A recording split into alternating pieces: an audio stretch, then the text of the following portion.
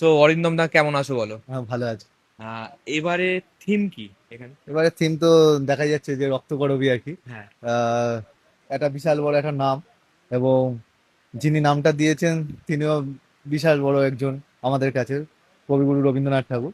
তো ওনার নামটাকে নিয়েই আর কি কাজটা করতে চাইছি, যে এই নামের মধ্যে যে একটা মানে আছে, সেই মানেটাকে মানুষের সামনে তোলার চেষ্টা করছি। তো আর কি কি প্ল্যান থাকছো? কারণ এবারে পালা বদলের কিন্তু দুর্গাপুজো। না, সে তো 100 বার। এবার আমি যে ধরনের কাজ করি, আমি যে ধরনের কাজ করে এসেছি আজ পর্যন্ত, আমি আমার কাছে এলে সেই ব্যাপারটাই দেখতে পাবে। মানে আহ, তার মধ্যে কনসেপ্ট থাকবে, তার মধ্যে ভালো লাগাও থাকবে। মানে দর্শক তো বিভিন্ন রকমের টেস্টে থাকে, তো আমার কাজটা দেখে সব রকমের মজাটাই পাবে আর কি। এবং